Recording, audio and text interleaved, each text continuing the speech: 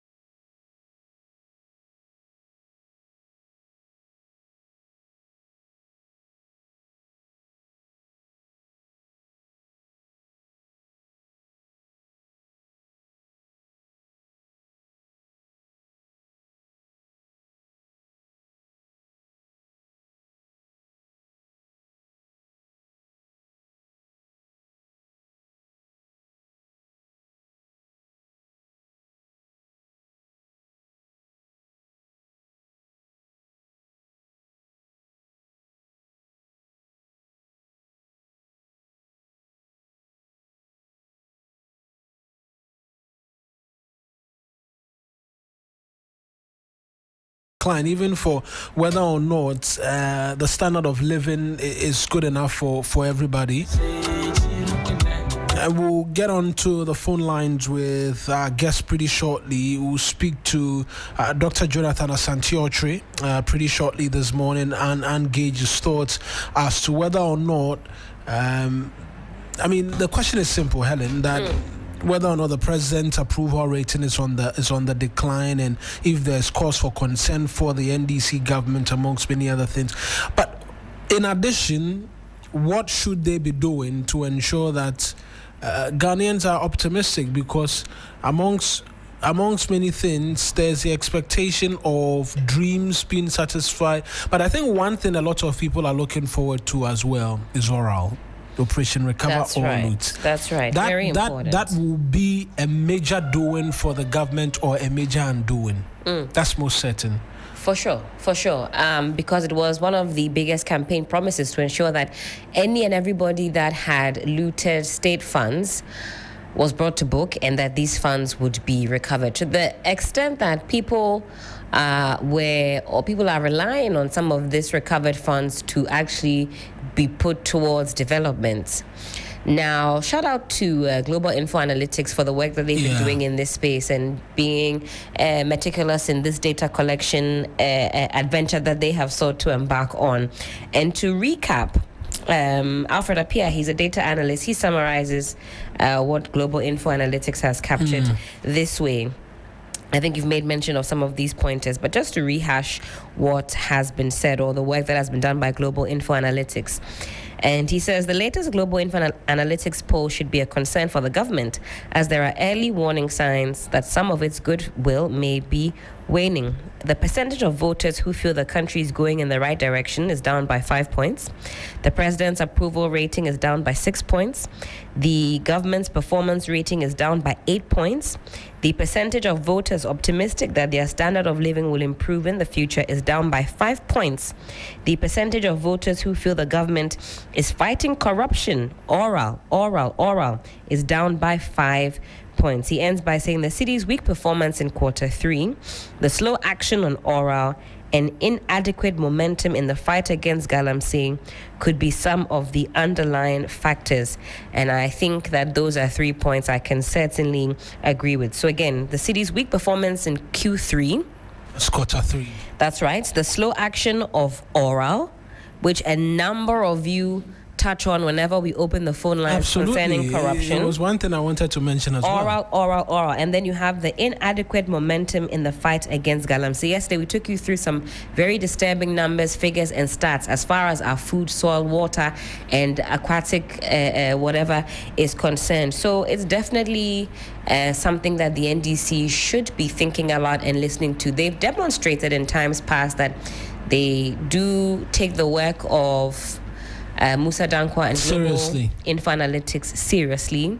The recent example I can cite is the work he did in Akwetia for the by-election. Yeah. And he mentions that once he had identified their weak spots, the NDC actually approached him for some more data, and there was a turnaround in that area. So that is something that I'm sure they will be picking up on this time around, the reasons for this decline in the points and percentages for the president and the government overall. Let's get onto the phone lines. Now that we've laid the foundation, Stephen Osei Achiao is a political marketing and strategic communications expert with the University of Education, Winneba. Let's connect with him right now. And that conversation we're having is pretty simple. You can as well be a part of it and find us on our various social media handles as well. 3FM Sunrise, hashtag 3FM Sunrise, and leave a message for us as well in that regard. Mr. Osei Achiao, I appreciate you joining us this morning. Good morning. Yes, good morning. And I trust that all is well with you. By God's grace, all is well with me. I hope you are fine too, yourself and Helen. Yes, we're both well. We're both well, and we're appreciative as well. Let's begin to delve into what it is that we're seeing in terms of these latest numbers as well. Expected, considering that the honeymoon phase never really lasts forever. At some point, Ghanaians will begin to demand their own pound of flesh for you. Has it taken extra long, or this has been too short for us to begin to have a conversation as to whether or not the president's approval rating is and the honeymoon is over?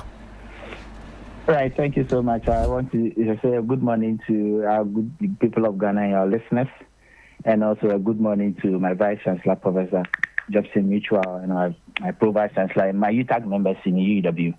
Yes, this issue of the Musa Dankwa analysis and the issue of honeymoon, yes, I think that we are in the 9th month. And then if you listen to, I think, the president's first engagement with the media, I think he mentioned that there were so many issues to take care of. So, well, Ghanaians will study what you are doing. And 9 months, I would say it's long, but it's not too long. I think that maybe after 1 year, we can actually look at things very well. But the honeymoon, looking at how things are going, the analysis for Musa Dankwa should be a concern for the presidency, in as much as he has the goodwill of Ghanaians and with the maximum support and all that. The president should be very mindful and pay particular attention to the analysis we have now, the percentages that we have now, for him to re-strategize if there is a need. But of course, it is not too long, and I wouldn't say it isn't too short as well, because, for honeymoon, you can't request for, yes, you requested for a honeymoon, but you can't say that you need a honeymoon of 3 years to enable you come back and then get work done. So I think we are within range. Ghanaians will study, and then the comments will start coming. And thankfully, with the good work of the global info analysis, I think that yes, the president should be concerned and then re-strategize. In your own understanding, I mean, you've mentioned the fact that honeymoons don't stay forever, and you're even expecting that it could do a year. You recounted as well the president's media engagement. From his standpoint and the argument he put forth vis-a-vis these numbers that we're beginning to see, where do you think it's beginning to go downward for him? Reason why we're having a conversation as to the beginning of a decline, if it is.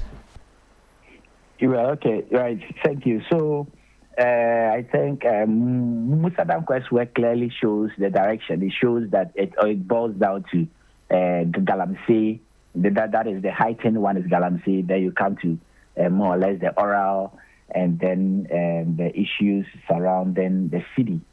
But you see, the president, yes, he's done 9 months, and then what we will be looking at is as to whether he's been able to achieve most of the things that he said he was going to do. Now, let's come down to the issue of Galamsey. Galamsey, it was a message that one way or the other, got the NPP out of power. And now the president is in, and the president is trying his best to actually approach it in a particular manner. Now, if you look at the Global Info Analytics, it tells us that averagely there is a decline of 5%. If you are to put all the president's goodwill, his policies, his government work and all that, you look at an average of about 5% decline in the will that is the hope that Ghanaians had in the presidency and the NDC government. Now, the Galamsey is something that the president has to actually look at it and deal with it very well. And that has contributed to the numbers. Now, if you look at the city, yes, the city more or less is depreciating, but if you are to compare that with what the president came in, that is, he met with his government, you are looking at somewhere around 16 cities, and now it's around 13, if I'm very right, 12 or 13. So you look at it, and then yes, the city is appreciating, though, not so it's depreciating. But then, if you are to do a comparative analysis, you still want to put the president's work, the president and his government's work, way ahead of what he came to meet. So I wouldn't even want to go into that tangent. My interest is the oral and then the Galamsey. And that is what is actually affecting the presidency. And the president must look at it critically and having a background of most of the things that the NDC mentioned or spoke against when they were in opposition with respect to Galamsey as to what is happening now. And if we get into a bit more of the details as well, we realize that party affiliation, we're seeing a lot more persons affiliated with the NDC, right? So we see a decline in terms of the trend, the party affiliations trend. We're seeing in July it was 44%. In September it's at 42%. We look at the NPP, that's dropped from 30 to 27% in terms of respondents who are affiliated to the two major parties. Floating voters has moved from 15% to 17%, and then the persons who did not disclose have moved from 8 to 10%. In that detail, we're finding out that a lot more of the respondents are NDC affiliated persons, and yet we're seeing a decline in terms of the president's approval rating overall. Surely that should be a concern for the government if within the poll, when we bore down into the numbers, we're seeing that more of the respondents are associated or affiliated with them, and yet there appears to be a decline of some sort in their approval of the work of the president. Yes, I agree that yes, the highest participants are those affiliated to the NDC, and that should tell you that the decline in the numbers, as you rightly stated, is a wake-up call to the president. You know, the fact that people are affiliated to specific political parties doesn't mean that they should always agree with everything the party does. So those who engage in this very exercise are being very fair and very frank. Myself and you, if someone happens to be affiliated to the NDC and Galamsey is a threat to the person's livelihood and the person's family and the entire country, anybody who is very reasonable and very fair will tell you that I'm not going to support such an act. So, of course, it is expected that's why I mentioned that Galamsey is the target, is the main thing. And that is the fair response from the people, regardless of they being affiliates of the NDC or the MPP. And it is good that the majority of those who engage in this exercise are NDC, and they are telling the president that we are not happy. And they be not being happy is because of the way Galamsey is being treated. If we are to go into the details of this Galamsey fight, its menace and all that, you and I will agree. There is this saying that we say the internet doesn't forget. But the right thing is that the press or the media does not forget. Now, they've mentioned so many things. A lot of rhetoric went into this Galamsey fight. The president himself, his account, his Facebook account, the Okujato, the Sameh, Jemfis, the Sam George, and the rest. Now, you make a statement just about a year ago saying that the president of Ghana, which then was the Nana Akufo-Addo, President Akufo-Addo. Nana Akufo-Addo could he can easily proclaim call for the state of emergency, and it shouldn't be too difficult for him to do, without knowing that you soon be coming to power. Now the question is that if it is not so difficult for him to do, then the president John Mahama should be able to do it easily. Now, if you go down to Article 31, which you and I know, it gives the president the power to give that declaration. And the Constitution says that he should do it with an advice from the Council of State. And based on that advice, if he is to come out and say that, yes, there's a state of emergency at these specific places, which he rightly stated that he can't, the president was clear in his last SONA that he can't mention or state the state of emergency, proclaim the state of emergency without identifying. He can't declare it without identifying the specific locations, and that is going to affect several locations. Yes, he's right, but you have the power. You only need to consult the Council of State, then you declare, and after 7 days you need to get approval from Parliament. Now you are looking at a Parliament where you have the supreme majority. So you see, so the president, in as much as he stated in his last engagement with the press, the media, that we have a lot of avenues to exhaust, security measures to exhaust, for which reason the declaration of the state of emergency should be the last resort. I agree with him, but here is the case: you have the supreme power, and if it keeps on going in this manner, then the state of emergency is something that, if he is able to do, will redeem him and also help him to gain the trust that he had with the party affiliates and even Ghanaians as a whole. Right. And for that matter, it will increase.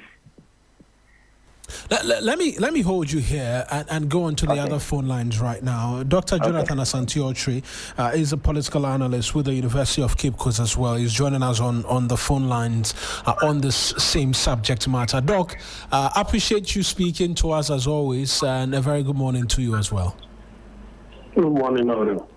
Doc, fire on the mountain for the NDC. Their goodwill is dwindling, some say very fast.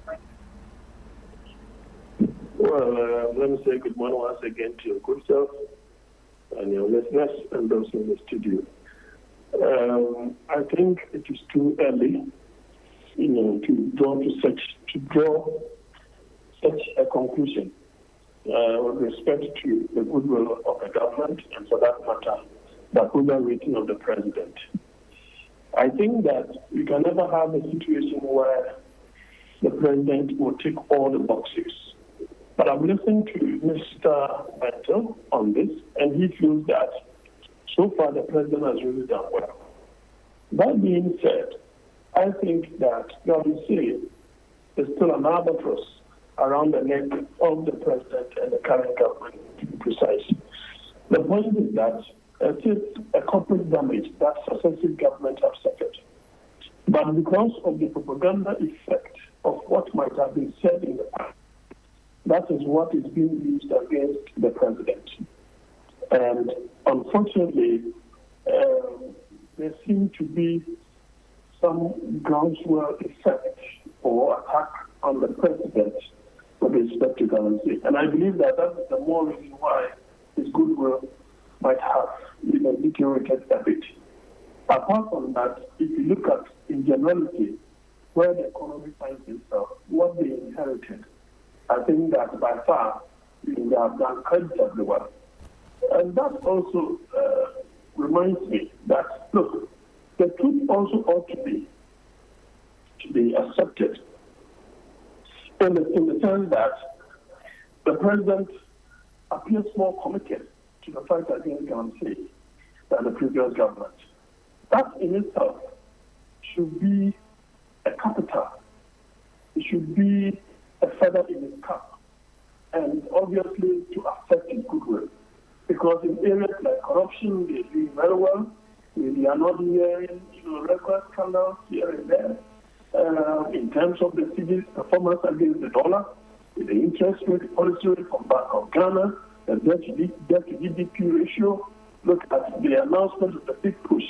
All of these could easily have been derailed by this particular menace called Galamsey. But I'm really happy that they seem not to be, to be reneging on that particular responsibility that he has on his hands. A lot of people, Doc, a lot of people don't see it that way, because even on the subject of LI 2462, it's taken us almost a year, and despite it being a promise, that is yet to be fulfilled, and we're waiting for the next parliament to come on board. The demand is for a declaration of a state of emergency, because yesterday, amongst many things, the details which are coming from different reports suggest our food outside of the rivers is being poisoned as well, and the president's posturing during that media engagement was not so encouraging. There is a suggestion as well that corruption is growing from this report, even though the government promised to deal with graft and take on persons who stole from the state in the previous administration. These are the basis upon which there is that decline, but you say it's propaganda. Well, it is left for the NDC communicators, the government communicators, to ensure that they're able to communicate properly what the government so far and the presidency, has done. If they are not able to put these communications in the right perspective, it will harm the image of government. No two ways about that. So,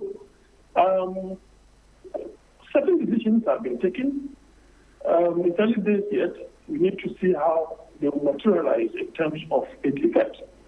But you see, declarations could easily happen in terms of extrajudicial killings and so on and so forth. And that in itself will also go a long way to harm the image of government and the state. It is very appalling that we hear news to the effect that the food that we are eating are becoming more poisonous or contaminated. And I think that in itself will not have happened just within 8 months or 9 months of the new government. It is a trickle-down effect. And of course, it does also mean that our current government should not be seen doing something about it. For me, if the state of emergency is the way to go, the president must go ahead to do so. And you see, I want to always listen to views from Ewolai, views from Dr. Kennedy, views from Senior Musi, Erastus, and so on and so forth. Not those who are politically, contaminated in the head, because a previous government cannot pass LI 2462 and still have the moral right to come and criticize the current government because they have not declared state of emergency. What were you thinking when you were approving LI 2462? Now, this current government says that as long as one parliament resumes, they will clear that 2462. Probably the president might have been ill-advised from the beginning. And so he did not see the need to do so. Now he sees the need to, take out, repeal that particular LI 2462. That in itself will go a long way to prevent a situation where people who are miscreant and unscrupulous could be entering our forest and be doing the unthinkable. We still have a long way to go. The president must still be called upon to do more than what he's doing. No two ways about it, because Galamsey is an existential threat for all of us. It has no political color. Right. So we need to forget about the political implications of things of that nature. If you're not alive, there is nothing like politics. From what the both of you are telling me this morning, it does suggest that the fight against illegal mining inarguably will be the biggest task for the current administration. The success in being able to fight this will determine whether or not Ghanaians view them as having done well despite all of the economic gains you've been speaking to. I'll start off with you first, Dr. Santiocho, then I'll come to you, Ms. Hossein. Yes, let me finish. So I'll have a meeting early morning.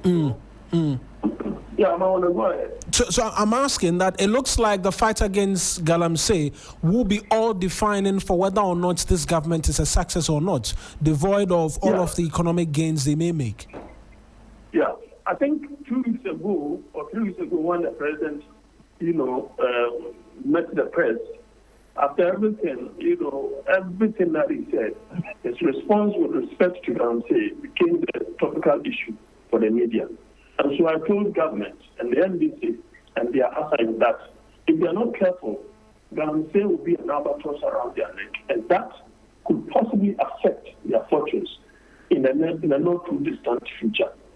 That probably compels the president, maybe to do more in terms of some calculated attacks, taking over, retrieving certain forests, and so on and so forth, because the president wants to leave a legacy. And that legacy must survive for time. And you cannot do so when something that affects the very existence of everybody in this country and the very existence of your legacy, you cannot in any way gloss over that. And I still believe that the president is doing well, in that area. And I think that at the end of the day, you succeed. Because we don't have to forget that that area has a lot of money. It has a lot of cartel within that area. You have people bearing arms. That in itself is militating against the community. In these areas where these things of that nature are done, from fighting, militating against the community, taking up, their own destinies in their hands. And so I think that in a not too distant future, if the government, the president, and his support with outside and all those who matter, who are stakeholders within this country, don't tackle this particular issue head on, whichever way you look at it, the opposition will latch on it, and then in no time they will gain that kind of currency and acceptability. There's a concern of oral as well, just quickly, that enough is not being done. We've seen persons within the government or supporters of the party wanting to go after the Attorney General even, and the fact that there's very little to no action in dealing with persons who have stolen. That also is of serious concern to many. Well, I think that the mere fact that the General Secretary spoke about something of that sort or became a whistleblower to that effect, we don't know whether it was channeled towards the Attorney General and his assassins. They said NDC lawyers or party lawyers. I've forgotten the phraseology that he used. That in itself could also affect the goodwill of government. But it is better to nip the issue in the bud than it ran its ugly head, and then we now using the process to cure it. Our fight against corruption has been more reactionary than proactionary. And so if we have to be proactive, what that means is that you shine the light on it so that those who have the intent of doing something of that sort, or rather, decide not to do anything of that sort. And that in itself will ensure that corruption is nipped in the bud. Doc, I'll leave you so that you can go on to your meetings. But Ms. Osei, let's return to you on that subject matter of Galamsey, because even in our conversation this morning, that's come up a number of times. It is looking more and more like a failure on that front will mean a failure in all other things for this government, considering its implications, health, and call it what? Yes, thank you. So as you rightly stated, it's going to be, if care is not taken, the presidency and his government, they are going to be judged based on their performance, how they actually tried handling this Galamsey issue. And I agree with Doc when what he said, that this Galamsey has been there. It's not that it started just 9 months ago. It has been there where the president himself is aware. Now, in handling this, he should be able to strategize on how to handle it. He needs a strategy, and that strategy should be a very good one, a strategy that will give hope to Ghanaians. Now, the president in July 2024, 7 July 2024, he made a statement and on his X account. And then the statement went, if you permit me, I will grant amnesty to people convicted of Galamsey because those who are in prison for Galamsey are not the actual perpetrators of Galamsey. If somebody must be imprisoned, it must be the DCs and the ministers who are doing the Galamsey, not the people they are employing. If you have to go by this, in solving this issue of Galamsey, I think the president rightly stated, it appears that there is a specific group that are more responsible for Galamsey, regardless of they being in the MPP or in the NDC. The president should be able to target these people and then make sure that they are dealt with. As he rightly stated that there are other security measures that have not been exhausted. The president should tax the security measures, those in charge of these security agencies, to target these MCs and DCs and these ministers, since they are very much aware of those who are behind it. Like they engaged the MPP, I think regional chairperson for Ashanti region. Yes, Chairman Wuntumi's issue had everything to do with Galamsey. So the fact that they're able to identify certain persons who are behind Galamsey or illegal mining or whatsoever, they should be able to target them using these security agencies to solve the issue. And I will still say that declaring a state of emergency is very easy because he has the absolute power. But then if the president says that we have enough to exhaust before going to our last resort, then he should let that work start so that Ghanaians will have hope in what he has said. Because the constituencies, the assemblies, those who are engaged in it, they are known. So they can easily charge on those people and then give Ghanaians that very hope. Yes, you are burning, champaigns and then tracks and all that. That is fine, but it is still happening. But we also have to look at it very well. You see, Miracles Abuaje, I've seen his series of press engagements at Galamsey Riddled Rivers and all of that. Exactly. But Miracles should know that the Galamsey didn't start just 9 months ago, where he talked about the Agona Konyako. I am a UTAG member, a president of UTAG in University of Education, Winneba. When we embarked on the Galamsey strike in October 2024, I was traveling and I went through the Konyako area. I saw the Ayunsi River and I parked my car and I asked some of the community folks and wanting to know what is this also as a result of the rampant Galamsey issue. And they said yes.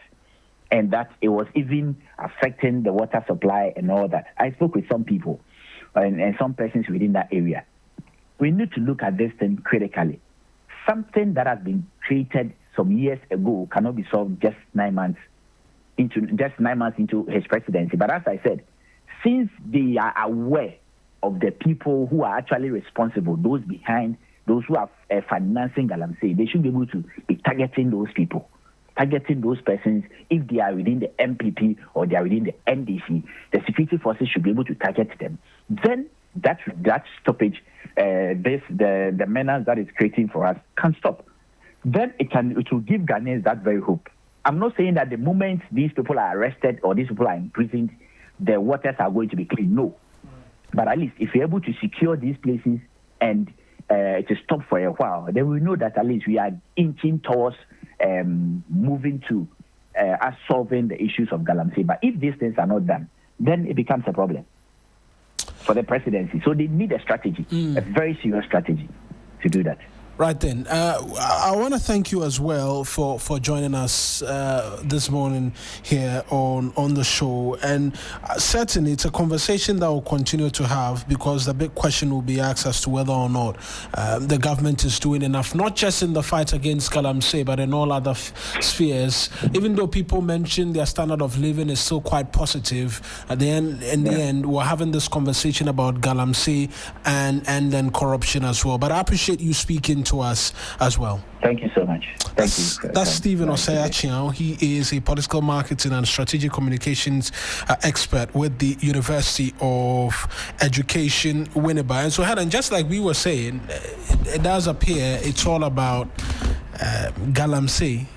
And that will dominate the conversation, because all throughout the week we've been having different types of conversations about it, and it looks like it's not going to go away anytime soon. That's right. I think we are even more alert to the dangers of Galamsey, the alarming amounts of poisonous material that's finding its way into our water bodies, into our food. I mean, we repeat this every single morning. We're beginning to sound like a broken record, but it's for good cause because it's very, very alarming. And also, you juxtapose that against what this government said whilst they were campaigning, and in particular what the president at the time said when he was flag bearer of the NDC.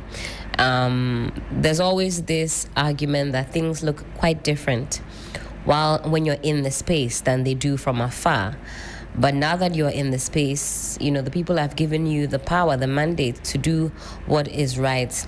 In particular, repealing LI 2462. We're told to wait until Parliament reconvenes to see that being repealed. I recall at some point in the year listening to Felix Kwatcho-Fosu, spokesperson for the president, mentioning some sort of legal ramifications and judgment debts that may occur if we are to repeal this, because some companies have already been given the go-ahead. I'm guessing some paperwork has been signed. Yeah. But I think the people of Ghana would rather take judgment debts over death. Absolutely. Judgment debts over death. Judgment debts over death, if that's what is going to happen. Yes, I know no government wants to deal with these ramifications, but at this point, we don't know what the true consequences are going to be, what kind of strange illnesses we're calling for ourselves. And then also Operation Recover All Loots. We're actually still waiting for another presser from the Attorney General. He said that we had a rumble in the jungle. Thank you. We were waiting to. We had heard Thriller in Manila. Then we were now awaiting Rumble in the Jungle. That one never came. I've been waiting for it like a blockbuster. And in fact, now I think most people want to see some action beyond the presses, beyond the sensational. You almost become numb or immune to some of these headlines, because really, after you've heard all the news and your jaw has dropped at some of the astronomical amounts, what next?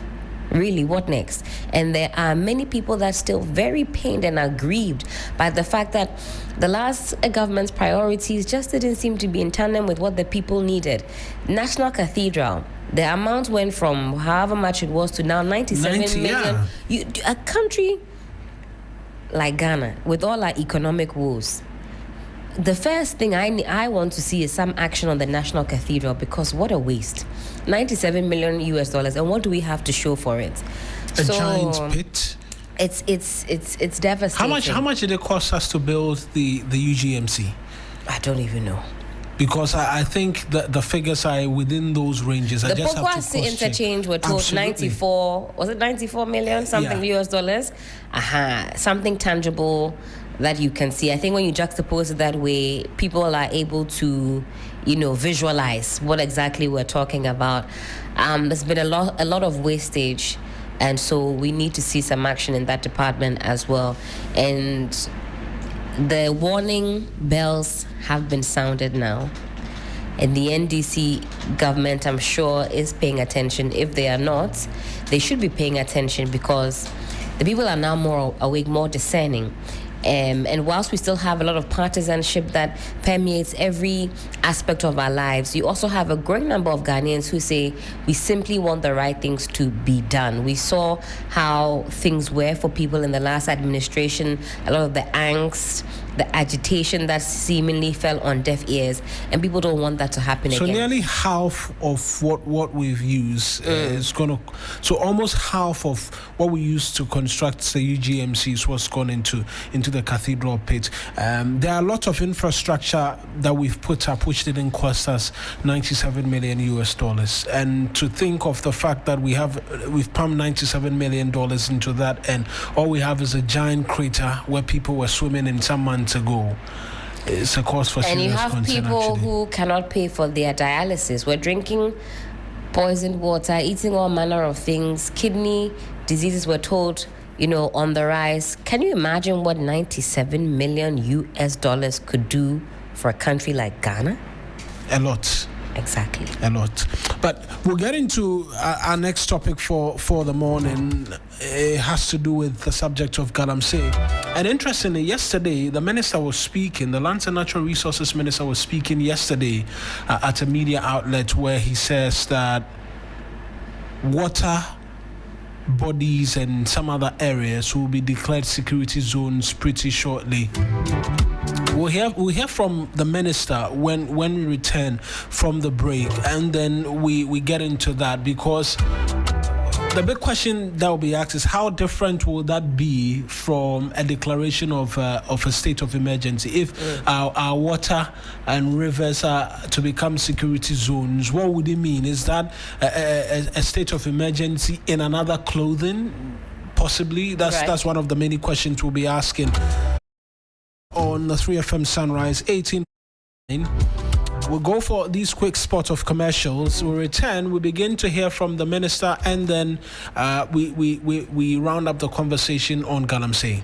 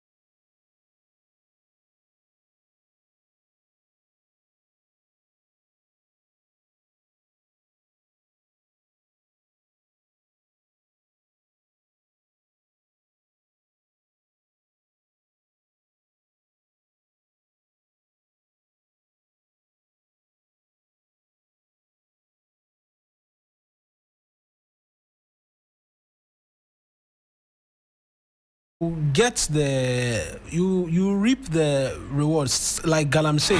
You get the gold, but the aftermath, that is we dying, our water's poisoned, our forestry destroyed, amongst many other things. And every time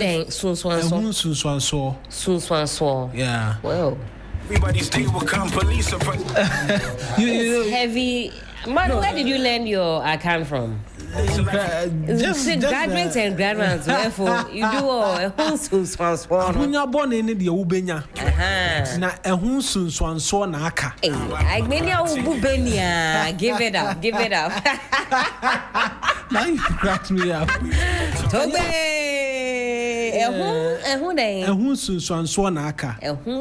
You've gotten the wealth through a bad means. The result is the aftermath. Got it. What you suffer after it. And so as they are mining, they are digging up the floor everywhere. They are digging in the Matra Makwe search for gold. That's what is resulting in all of the needless cancer cases and kidney-related cases that we have. But we as well know that the minister, the Lands and Natural Resources Minister, yesterday was on the GTV breakfast show, and I don't know if this is an indication of a state of emergency that's going to come or not. But he says our rivers and forests will be declared security zones. Unless maybe we want to speak to a security expert as well this morning and find out what a security zone means and how different it will mean from the declaration of the state of emergency, because the lawyers know what the declaration of a state of emergency is. The process it's supposed to go through is supposed to conjunction with the Council of State. But who declares a security zone? How different will the declaration of a security zone be to declaring a state of emergency? Will it have the same effect in stopping the activities of illegal miners? These are some of the questions that we want to ask. But we'll want to take a listen to exactly what he had to say with respect to this security zone, after which perhaps we can begin to dissect properly exactly what it is that he said. So let's take a listen now to Emmanuel Amakofibua, who's a Minister for Lands and Natural Resources, exactly in his own words. The government has the power at its disposal to take steps to deal with this. And I think that if you had listened to me comprehensively, one is the policy reform, one is the stakeholder engagement, one is to deal with the water, one is to strengthen enforcement. All of these things that I'm talking about, why did we establish the Blue Water Guards? And now, just in the last week or so, the president has made it very clear that we are moving. The best in the morning is on 92. All the water bodies and the forest reserves are going to be national security zones. You know what that means? Stress zone, no go. And we are now preparing to deploy permanent security forces in these areas. The water guards? No, the water guard has been the first step. We've already trained 1,000. We are training more. We've deployed to the western, north, and they are making serious impact. What I'm saying is that the level of distraction that this new government came to meet, we are under no illusion that this is going to be solved in 8 months. But we are proud of what we are doing. We are seeing the progress. And at every time when we believe we have to strengthen what we are doing, we do. And that's exactly the point I'm making. The point I'm making is that we believe. And let me say that those who are really calling for the government to do more, we understand. This is a listening government, and we are going to do more, and we appreciate it. But let me tell you, those who don't even want them to be talking, is those political apparatchiks who have caused the damage that we are trying to solve. They should really give us some break and give us a room. These are the people who have given almost 20-something thousand licenses, unprecedented in the history of this country, to political operatives, open the floodgate of our forests to be destroyed. I told you 44 out of 288 forests are decimated. In this short period of time, let me give you some statistics. And so when those political pundits, and I'm not talking about people who genuinely want the government to do more, we appreciate it. And we are going to work our hard out to solve this problem. But, for the MPP, people who just damage this and we are trying to clean their act, they should give us a break. Listen, 1,400 arrests made in less than 8 months. Guess what? For almost 3 years, 845 arrests. Let me tell you how many people were prosecuted. 35. I'll give you statistics, okay? 440 excavators seized. Shamfans over 800. Now we've even given some to the Ministry of Agri. We are fighting this illegal money heads on. But, we want the people of Ghana to stay with us. And they should take it from us, our heart and our soul and our commitment and what we are doing. And for those who genuinely want us to do more, we are saying that on a daily basis, we are checking our strategy and strengthening it. Okay. We've heard them about emergency, and we are moving to declare security zones. And the president is saying that all these are at our disposal. The state of emergency is at our disposal, but we believe that what we've laid down now must work. The government has the power at its disposal to take steps to deal with this. And I think that if you had listened to me comprehensively, one is the policy reform, one is the stakeholder engagement, one is to deal with the water, one is to strengthen enforcement. All of these things that I'm talking about, why did we establish the Blue Water Guards? And now, just in the last week or so, the president has made it very clear that we are moving a step that says that all the water bodies and the forest reserves are going to be national security zones. You know what that means? Stress zone, no go. And we are now preparing to deploy permanent security forces in these areas. The water guards? No, the water guard has been the first step. We've already trained 1,000. We are training more. We've deployed to the western north, and they are making serious impact. What I'm saying is that on 3FM, the level of distraction that this new government came to meet, we are under no illusion that this is going to be solved in 8 months. But we are proud of what we are doing. We are seeing the progress. And at every time when we believe we have to strengthen what we are doing, we do. And that's exactly the point I'm making. The point I'm making is that we believe. And let me say that those who are really calling for the government to do more, we understand. This is a listening government, and we are going to do more, and we appreciate it.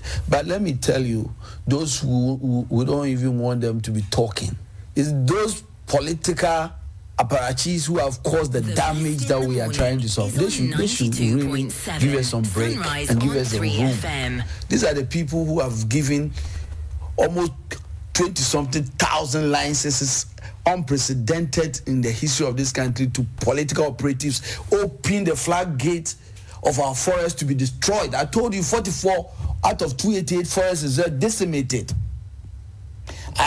In this short period of time, let me give you some statistics. And so when those political pundits, and I'm not talking about people who genuinely want the government to do more, we appreciate it. And we are going to work our hard out to solve this problem. But, for the MPP, people who just damage this and we are trying to clean their act, they should give us a break. Listen, 1,400 arrests made in less than 8 months. Guess what?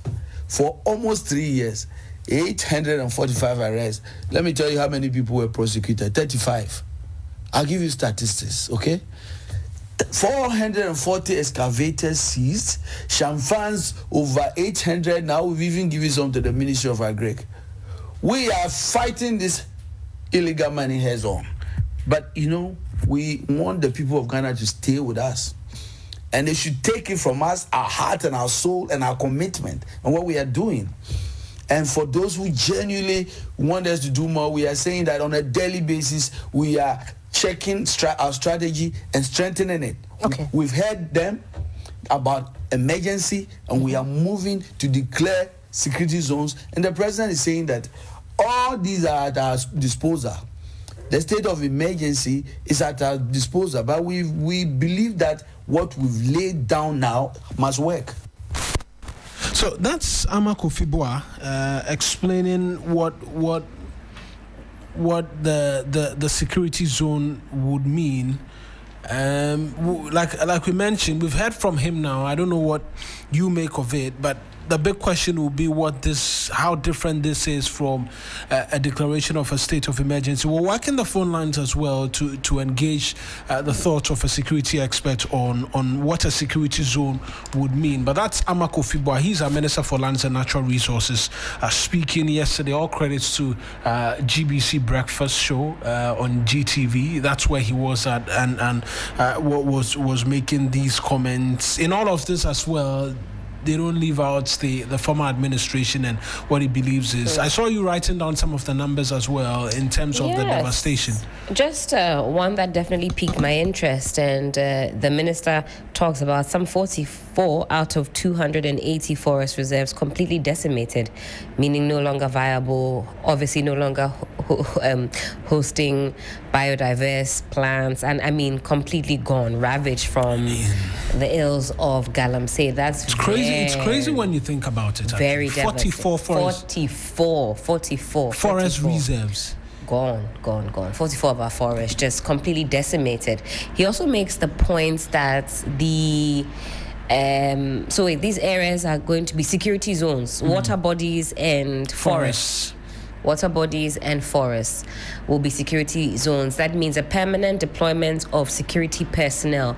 The difference that I can obviously point to would be the scope of the area.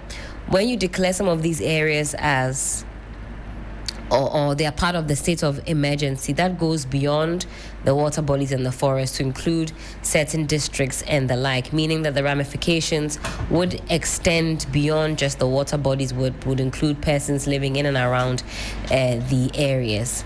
He says also, this is a stat that I didn't put down, but it definitely stuck in my mind, that in the last 8 or 9 months, there have been 1,400 arrests so far. He says if you juxtapose that against the last 3 years, there were just over 800 arrests that were made, and of that number, only 35 prosecutions. What happened to the 800 plus or 800 other individuals who were arrested and not prosecuted? Only God knows. Probably returned to the water bodies, probably return to the forest. That's another stat that I think that we could also be focusing. But beyond these arrests, we've seen a lot of arrests, and I'm sure before the year ends, we could potentially be going to another 1,000 arrests, because just now on X, I saw some arrests have been made. Some arrests have been made again. Some arrests have been made very recently. Some heavily armed men who went back into a forest reserve that they were chased out of. So we know that those that are involved in this illegal and irresponsible mining, they are relentless. And that's why the calls for government to also be relentless are there. We're also still seeking to see what exactly are the main differences between calling for a state of emergency and declaring these areas a security zones. And I'll be very eager to see if that is just as drastic a measure as we're hoping calling for a state of emergency is. Permanent stationing of a security personnel, that sounds as though it could certainly make a difference. So we wait and see. We wait and see, but in all of this, and even as we try and await the arrival of some of our experts on this conversation, I'm by myself trying to ask or do a quick search as to how different the state of emergency will be to declaring an area a security zone, amongst many things. We know what a declaration of a state of emergency is, at least based on earlier readings and having had conversations in the past with some of the experts. There's a fair understanding as to what a state of emergency is, but how different really is the question. How different is the declaring of a state of emergency and then as well declaring a place, a security zone is one of the many things that we'll be seeking to get answers from today.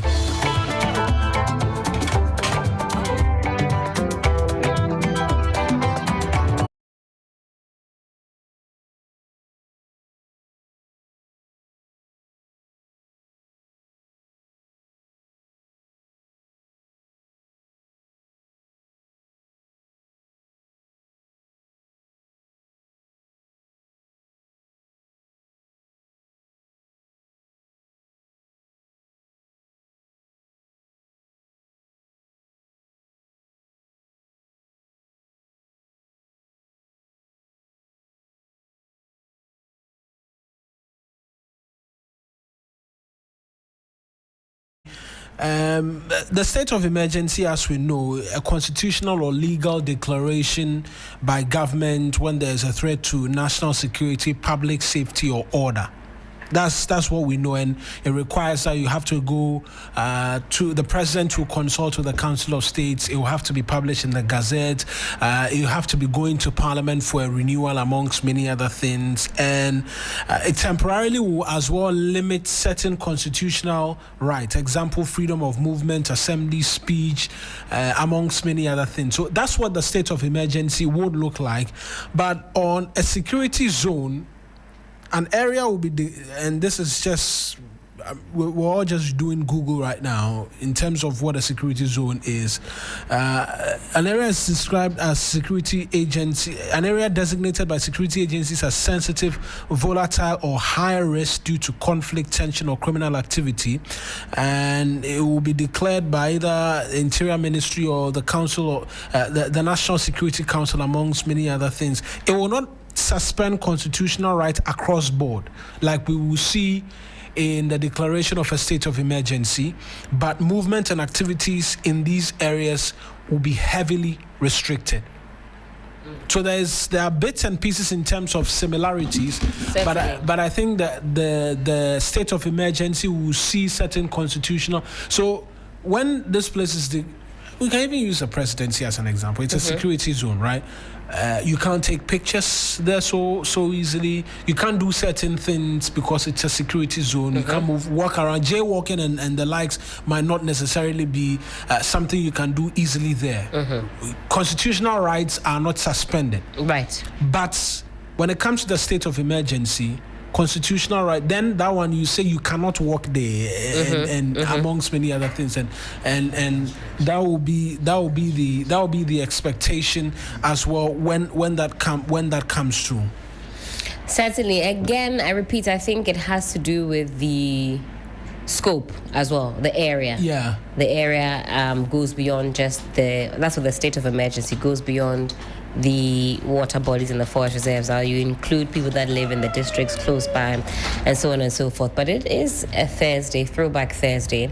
Are we seeking to refresh the memory of fellow Ghanaians on what exactly the president had to say about declaring a state of emergency? Because he was asked at that media encounter about 3 weeks ago now whether or not it's necessary, and he says, well, not everything has been exhausted. Not everything in the toolbox has been exhausted. Maybe this would be the last step before we get to the state of emergency. The last tool in the toolbox would be declaring these areas security zones. Yeah, let's hear from the president exactly in his own words. Actually, I've been reluctant to implement a state of emergency in the Galamsey fight because we've not exhausted the powers we even have without a state of emergency. We have the opportunity to arrest anybody, to confiscate any such thing. There are laws for forest protection and all that give us enough powers to be able to act. Implementing a state of emergency might sound nice, but it should be the last extreme, the last resort. So for now, let's exercise all the powers we have. And if it becomes necessary for a state of emergency, then we'll look at it. It means we have to go to Parliament. The president can't just declare a state of emergency without, going to Parliament, because there's a limit to how long you can maintain that state of emergency. And so I believe that we still have leverage to continue to fight Galamsey without necessarily implementing a state of emergency. It means that we have to delineate the areas where the state of emergency is operational. And if you look at the area where Galamsey is taking place, it covers several districts of our country.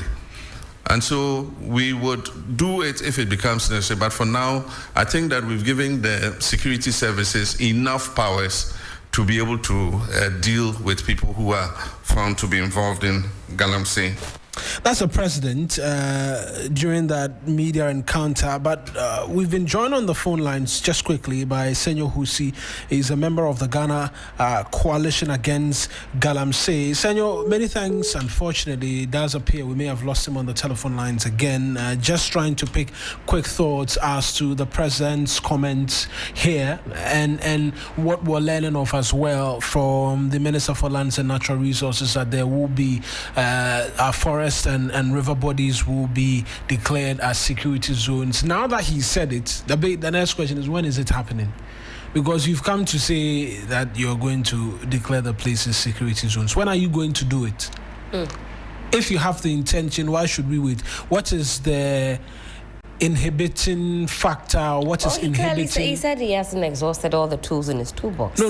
Now I've even moved away from the president. I'm talking about the minister who yesterday says that we will soon declare these places security zones. What is stopping us from making that declaration right now?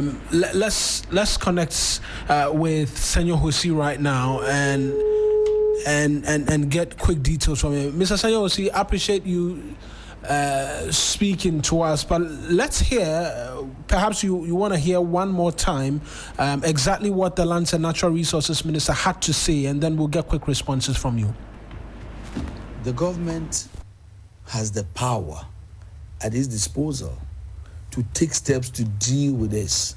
And I think that if you had listened to me comprehensively, one is the policy reform, one is the stakeholder engagement, one is to deal with the water, one is to strengthen enforcement. All of these things that I'm talking about, why did we establish the Blue Water Guards? And now, just in the last week or so, the president has made it very clear that we are moving a step that says that all the water bodies and the forest reserves are going to be national security zones. You know what that means? Stress zone, no go. And we are now preparing to deploy permanent security forces in these areas. The water guards? No, the water guard has been the first step. We've already trained 1,000. We are training more. We've deployed to the western north, and they are making serious impact. What I'm saying is that the level of destruction that this new... So that's the Lands and Natural Resources Minister. Mr. Osi, the president says we're moving a step further. We're declaring all of our rivers and forests national security zones, no-go area. Does this satisfy you, and does this quench the thirst for a declaration of a state of emergency? Yeah, good morning. The summary of the matter is simple. We have a problem with our water bodies. We have a problem with our forest reserves. Our forest reserves, they actually feed back into our water bodies. They filter the water that goes in. They actually navigate water in there. They actually sustain life for today. They sustain life for tomorrow. We need to protect them. We ask for a state of emergency so that the state can define far-reaching powers that enables it to ruthlessly deal with the matter. His Excellency the President signed a pact with the Coalition Against Galamsey, which I'm part of, which used the word ruthlessly. The effect of everything will come to one matter. Our rivers improving. The forest reserves getting better. So I really appreciate the Lands Minister. In all honesty, I'm so proud of the work he's done. I'm proud of the dedication he has had. We have worked closely with Amabwa. I know clearly his heart. I know the weight of responsibility and consciousness he has. He's a good man. But we need more good men to help him win. The president needs to surround himself with more good men to help him win. If we've done water gas, we've done all that blah, blah, blah, and we get to a situation where a place like Kwanyako or whatever, and the River Densu is also lost, then what was the impact of our intervention? We are doing this, we are doing this, we are doing that. Now we are all tired. Whatever you are doing, let us see the results. So we are making the case. Going forward, for every water processing plant in this country by the Ghana Water Company Limited, they should be required, just like we were doing with our Kosovo water level when we had a crisis. These water plants should be required to publish the turbidity of the water they are processing every single day. So whichever area or district you are, the water you are drinking, you will know the quality that is being processed. That should be a first check. So I'm happy. You want to deploy people out there. You want to make it a no-go zone, which is one of the things that a state of emergency we were hoping would achieve. Clear up the place, not in speak, but in real action. Go after the people, including your own people. Your own people. Let us see proper commitment from the state. It is heartbreaking what we see on our screens. These are human beings. They are fellow Ghanaians. They are fellow citizens of this state. Is that the water they should be drinking? Go and look at the Densu. I was a salesman, and I drove around this country selling all kinds of things. I know my rivers. I know it when I pass by the Pra. I know when I cross over the Cobra. I know what those rivers look like. The estuaries were beautiful. They were a sight to behold. What is this? We did in Nkrumah first. When? Just this past weekend. The lance minister went over his own river, going to his own constituency to celebrate in Nkrumah. His heart sank. You can't act as a human being and go past that thing as if it doesn't matter. And people were fishing in that poisonous water. My brother, it is no more even about just the water. Even the food from which we eat is now being poisoned by bees. What reports are we not getting now from Central Region? The tubers are poisoned. Our leaves are poisoned. The food that people eat is now carrying these poisonous chemicals. What would the people eat? What would they eat? What would they drink? What type of water would they cook with? And we sit in Accra as if Accra is just Ghana, and we don't care. It is painful. It is painful. We can't act like a people without a conscience, a people without values, a people without a heart. God forgive us. God forgive us. We are evil people. We sit in this and we discuss it like politics. We are fools. It is coming to our doors. It is going to your friends. It is going to your family. If not today, it will be tomorrow. Why should other people just like us suffer? Why should mothers give birth to children and see their children run away because they have given birth to aliens? All because the water and food that they fed on were poisonous and destroyed the future of a soul. We can't continue this heartlessness. Right. We have to act. And it behoves on every one of us. It behoves on you, the media, to sustain the conversation. It behoves on everyone who is listening to take action in their corner. Right. If it is posting something on your social media, condemn this, do so. When you have to step up for social action, if we call on you to go and occupy Flagstaff House, call on you to take a peace walk, call on you to do something, do it. Because it's about the future of our country. We can't all be importing drinking water when we've been blessed with so much. Can you imagine for a moment if all that has been happening, that's destroying our rivers? It's what Burkina Faso was doing to us. And our water was getting that destroyed. What would Ghana have done? Well, would we have not initiated war by now against Burkina Faso? I'm sure we would have, but and then we are sitting here and we are watching ourselves in the name of politics.